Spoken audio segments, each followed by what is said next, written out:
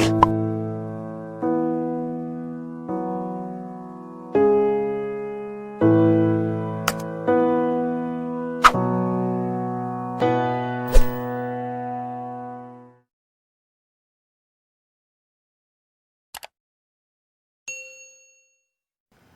teman-temanku semuanya, apa kabar? Semoga sehat semuanya. Salam sukses dan semangat untuk kita semua ya. Jaya selalu.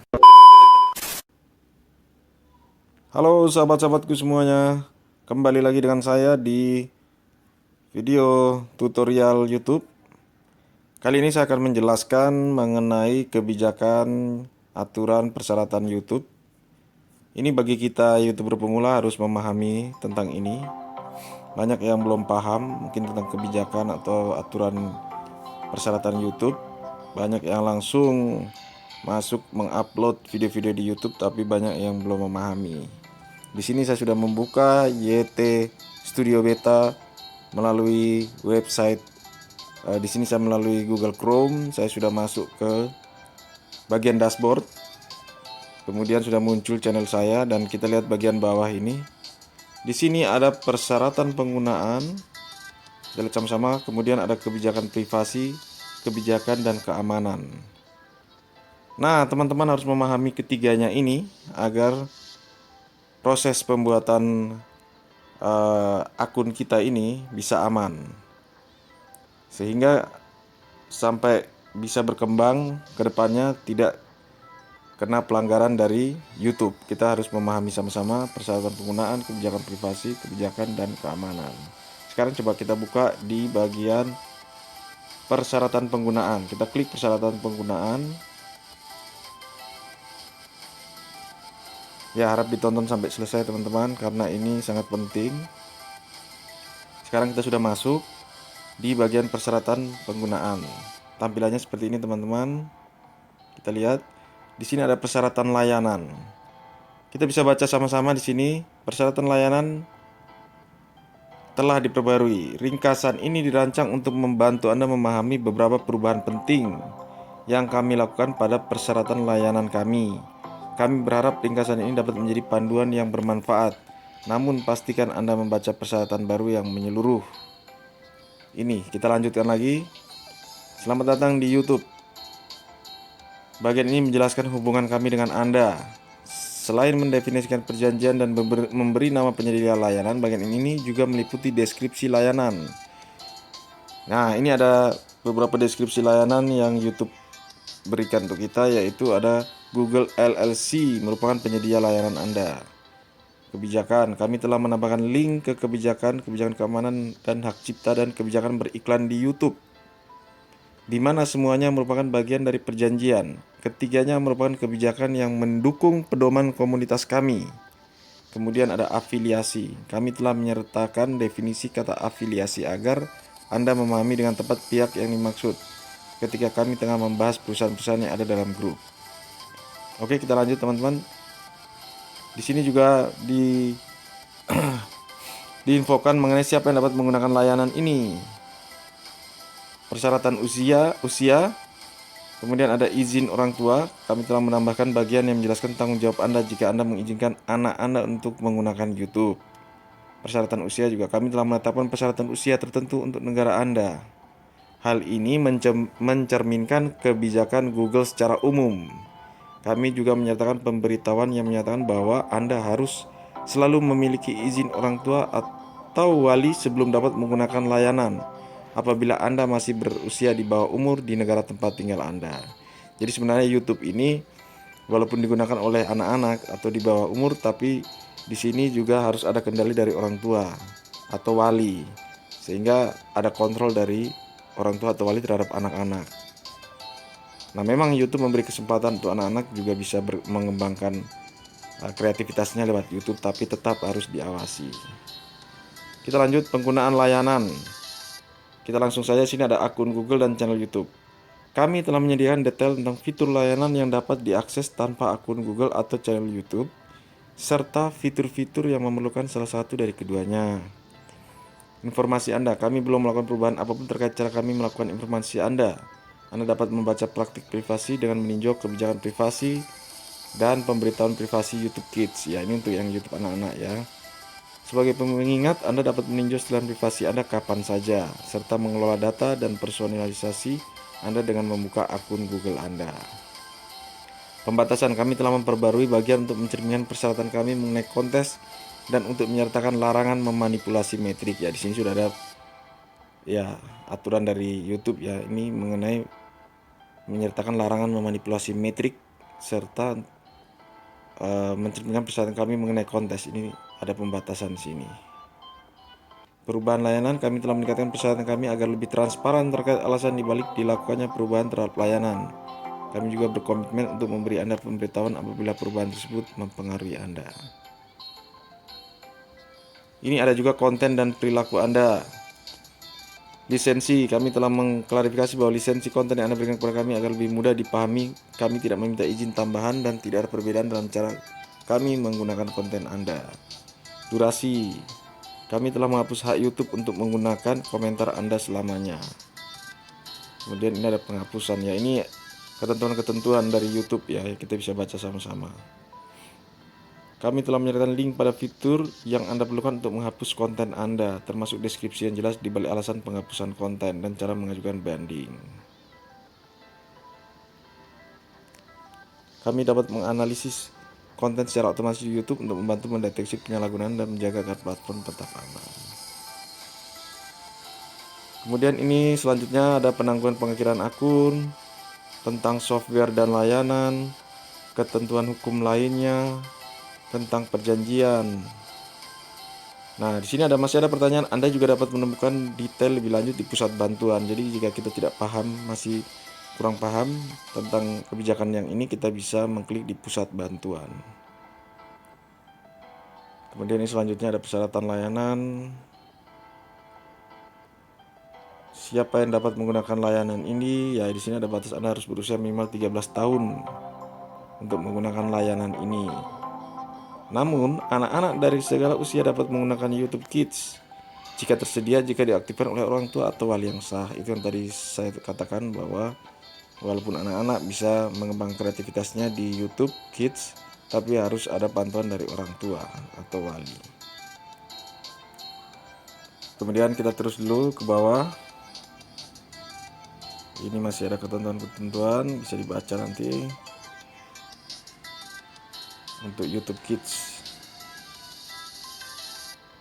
Cukup banyak di sini, tapi memang kita harus memahami ini agar selanjutnya kita dapat mudah, kita tidak kena teguran dalam menjalankan YouTube ini. Oke, sekarang kita kembali dulu. Kita kembali. Kita sudah buka di persyaratan tadi.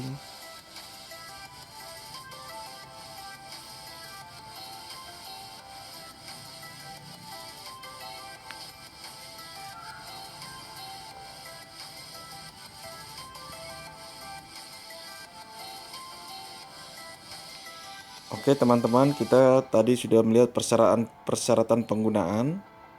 Sudah kita klik, sekarang kita klik ke kebijakan privasi. Masih di dashboard, bagian dashboard di YT Studio Beta, kita lanjutkan ke kebijakan privasi.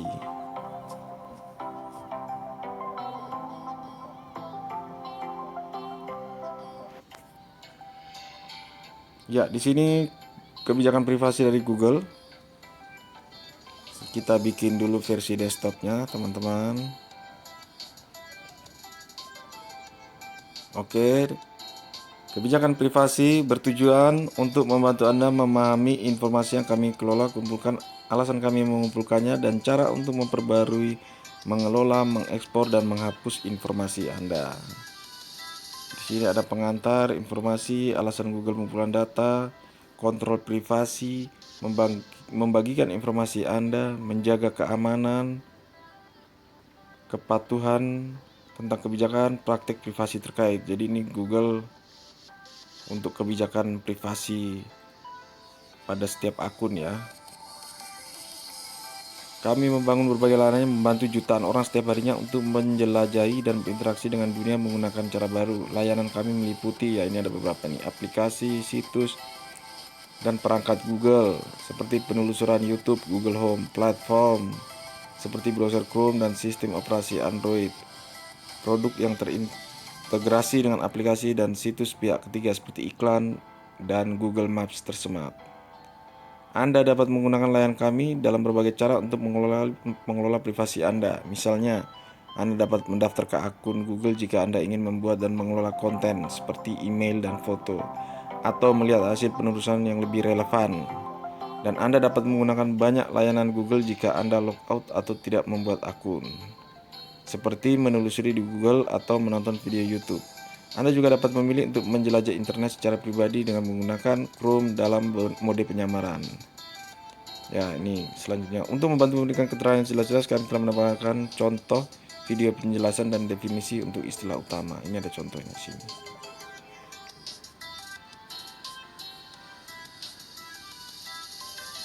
Ya, masih ini tentang kebijakan privasi dari Google. Aktivitas Anda. Jadi aktivitas dari kita itu dikumpulkan oleh Google ya. Seperti istilah yang Anda telusuri, video yang Anda tonton, tampilan dan interaksi dengan konten dan iklan, informasi audio dan suara saat Anda menggunakan fitur audio, aktivitas pembelian, sampai history browsing Chrome. Dan ini cukup banyak sekali. Lokasi Anda dapat ditentukan dengan berbagai tingkat akurasi menggunakan ini GPS, alamat IP, data sensor dari perangkat Anda, dan informasi tentang yang ada di dekat perangkat Anda seperti titik akses WiFi, menara seluler, dan perangkat yang mengaktifkan Bluetooth.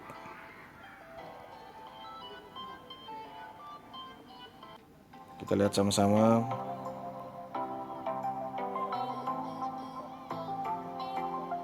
Kami, sekali lagi sini juga dimunculkan, kami tidak menampilkan iklan yang dipersonalisasi berdasarkan kategori sensitif seperti ras, agama, orientasi seksual atau kesehatan. Nah, ini jelas ya, kalau kita punya konten-konten yang mengandung kategori sensitif ini seperti ras, agama, orientasi seksual atau kesehatan yang sangat sensitif ini, iklan susah untuk masuk di dalam akun-akun kita yang dipersonalisasi berdasarkan kategori sensitif ini.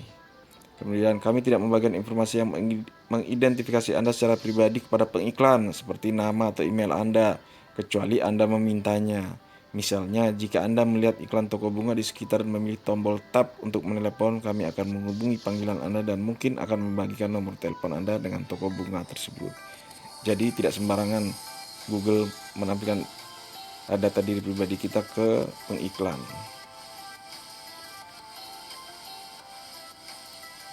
Oke, ini masih tentang kebijakan privasi. Masih ada dengan videonya juga. Bisa kita lihat juga itu. Kontrol privasi, setelan iklan. Ya, sangat banyak ya memang untuk memahami tentang YouTube ini. Kita harus memahami begitu banyak aturan-aturan ini. Masih, ini kapan Google membagikan informasi dengan Anda. Untuk tujuan hukum juga ada. Kita lihat dulu sampai habis ya teman-teman di bagian kebijakan privasi ini. Kemudian nanti kita lanjut ke tahap berikutnya.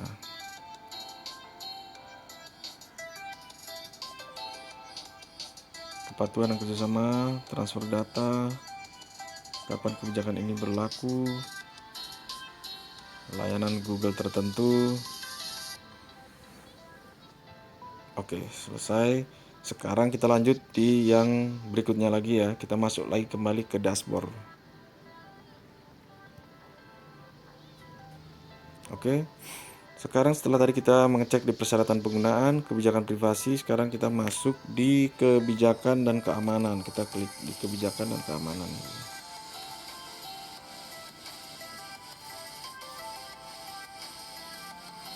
Kita bikin tampilan desktop, teman-teman.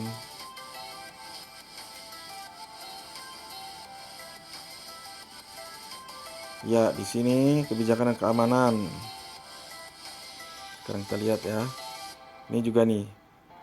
Anda mungkin tidak menyukai konten tertentu yang ditampilkan di YouTube. Jika menurut Anda konten yang tidak pantas, gunakan fitur pelaporan untuk melaporkan konten tersebut agar ditinjau oleh staf YouTube. Staf kami akan meninjau konten yang dilaporkan dengan seksama 24 jam sehari, 7 hari seminggu untuk menentukan apakah konten melanggar pedoman komunitas kami. Jadi, ya ini banyak yang kita temukan adanya akun-akun yang di-report atau dilaporkan karena memang konten tersebut tidak pantas, sehingga dicek oleh staf dari YouTube, maka video tersebut atau akun tersebut bisa di take down atau diblokir. Karena ini kebijakan dan keamanan yang harus kita patuhi di YouTube. Nah, ini kita baca lagi. Berikut ini beberapa aturan umum agar Anda terhindar dari masalah. Perhatikan benar-benar semua aturan ini dan tanamkan di dalam hati. Jangan coba-coba mencari celah atau mengakalinya. Cukup pahami dan hormati inti aturan tersebut. Ya, ini kita baca ya. Konten seksual atau ketelanjangan. Ya, YouTube bukan tempat untuk konten pornografi atau seksual vulgar. Jika video Anda berisi konten tersebut, walau itu adalah video tentang diri Anda, jangan posting di YouTube. Selain itu, ingatlah bahwa kami bekerja sama erat dengan penegak hukum dan akan melaporkan eksploitasi anak. Kita baca selengkapnya dulu. Oh, ini ya. Jika Anda melihat konten yang melanggar kebijakan ini, harap laporkan kepada kami. Petunjuk cara melaporkan pelanggaran pedoman komunitas tersedia. Jika Anda menemukan berbagai video, komentar, atau usulan channel dari seorang kreator yang ingin dilaporkan, buka fitur pelaporan kami. Konten seksual vulgar yang menampilkan anak di bawah umur dan konten yang mengeksploitasi anak di bawah umur secara seksual tidak diizinkan oleh YouTube. Kami melaporkan konten berisi gambar pelecehan seksual terhadap anak ke Organisasi Nasional untuk Anak Hilang dan Tereksploitasi. Oke, ini keras ya. Ini juga ada, jika Anda memposting konten di YouTube jika berisi salah satu hal di bawah ini, jadi ada penggambaran alat kelamin, payudara atau bokong untuk tujuan kepuasan seksual, pornografi yang menggambarkan tindakan seksual untuk tujuan kepuasan seksual. Jangan memposting konten jika menurut Anda melanggar kebijakan ini. Berikut ini beberapa contoh konten yang tidak diperbolehkan di YouTube. Klip yang diambil dari film, pertunjukan, atau konten non-pornografi lainnya untuk mengisolasi konten seksual. Ini dan ini ada lain-lain lagi, mengambil foto pakaian dalam atau konten lainnya ya, ini tentang seksualitas ya, ini tidak diperbolehkan oleh YouTube. Oke, kita kembali.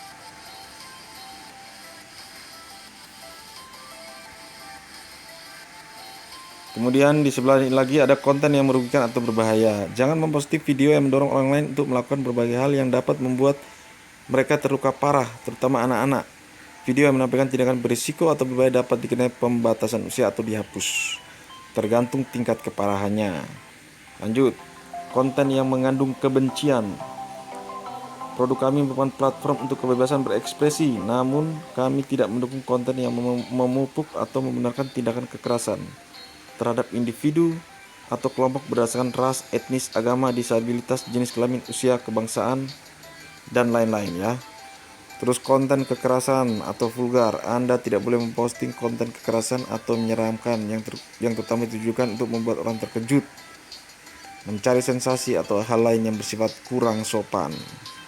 Jika ingin memposting konten kekerasan dalam konteks berita atau dokumenter, harap berikan informasi yang memadai agar orang lain dapat memahami hal yang terjadi dalam video. Jangan mendorong orang lain untuk melakukan tindakan kekerasan tertentu. Oke, lanjut lagi.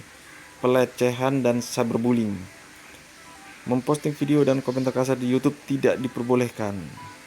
Jika pelecehan tersebut melanggar batas yang mengarah pada serangan jahat, konten yang dimaksud dapat dilaporkan dan mungkin dihapus. Oke, ingat ya, ini konten-konten yang tidak boleh ditampilkan di YouTube dan nanti akan kena teguran sampai pemblokiran. Kemudian spam, metadata yang menyesatkan, dan scam. Semua orang membenci spam.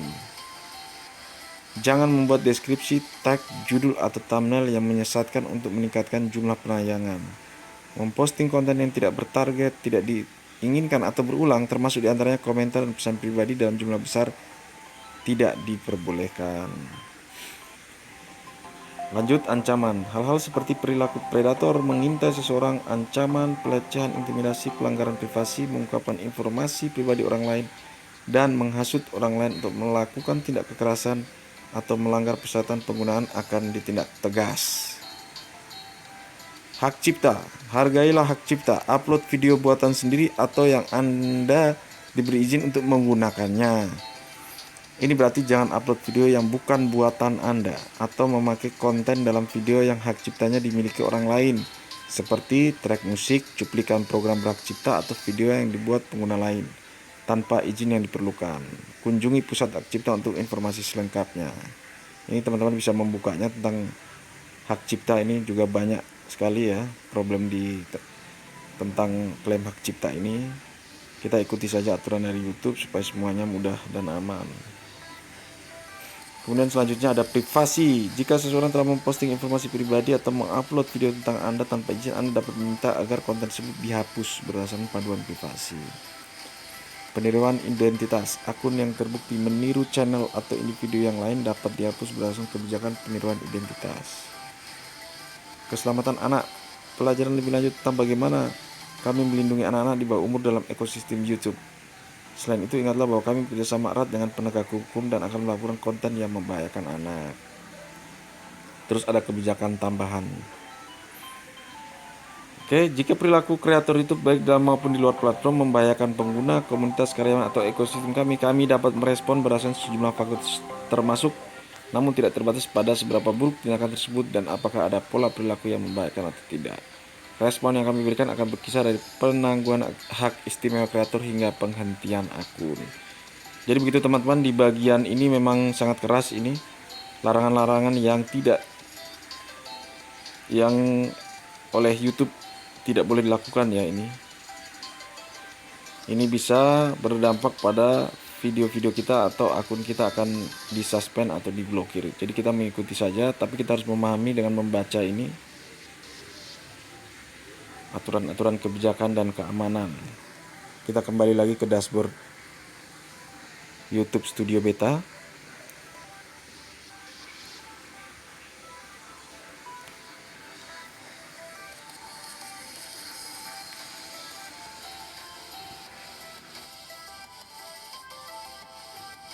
Oke, baik teman-teman, kita tadi sudah memahami ya sama-sama tentang persyaratan penggunaan, kemudian kebijakan privasi, dan kemudian kebijakan dan keamanan. Ini tertera semua di bagian dashboard di YT Studio Beta di versi Google Chrome.